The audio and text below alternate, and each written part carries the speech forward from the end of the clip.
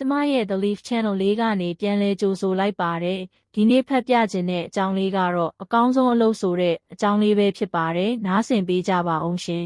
။ဘာကိုမှအဆုံးရှုံးမခံနိုင်ရင်ဘယ်အရာကိုမှပိုင်ဆိုင်ရဖို့မကြိုးစားပါနဲ့။ဘယ်တော့မှမငိုချင်ရင်ဘသူကိုမှတန်ရောစင်မထားပါနဲ့။အမြဲတမ်းလွတ်လပ်ပေါ်ပါချင်ရင်ဘယ်အရာကိုမှသိမ့်ပိုက်မထားပါနဲ့။ပျော်ရွှင်မှုတွေအများကြီးလိုချင်ရင်ဘယ်အရာကိုမှအတ္တမထားပါနဲ့။ကိုယ်စိတ်ကိုအမြဲတမ်းကိုယ်ပိုင်ခြင်းရင်ဘယ်အမိုက်တွေကိုမှကိုယ်စိတ်အာရုံနဲ့မသွန်မိပါစေနဲ့ကိုယ်ဘဝကိုအမြဲတမ်းကိုယ်ပိုင်ခြင်းရင်မိဘကလွဲရင်ဘသူကိုမှအားကိုးခြင်းစိတ်အဝင်မခံပါနဲ့အထီးကျန်မှုတွေကိုကြောက်တယ်ဆိုရင်ဘသူကိုမှကိုယ့်အတွက်ဖော်မွန်ကောင်းဖြစ်လာလိမ့်မယ်လို့မမျှော်လင့်ပါနဲ့ပျော်ရွှင်ခြင်းဝမ်းနည်းခြင်းစိတ်ဆင်းရဲခြင်းပူလောင်ခြင်းအထီးကျန်ခြင်းစသည်တို့ကဘသူကြောင့်မှမဟုတ်ပါဘူးကိုကပဲမနေနိုင်မထိုင်နိုင်အစပြိုးခဲ့တာတွေကြီးပါပဲ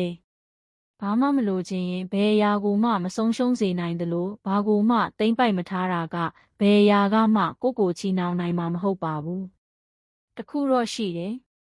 ကိုယ်တိုင်ကလိုချင်အစပြုခဲ့ပြီးပြီဆိုရင်လိုချင်ကြေနက်ပဲဘေးထွက်ဆိုးကျိုးတွေကိုနောင်တကင်းစွာခံစားပေးဆက်လိုက်တာအကောင်းဆုံးပါပဲရှင်နားဆင်ပေးတဲ့အတွက်ကျေးဇူးပါရှင်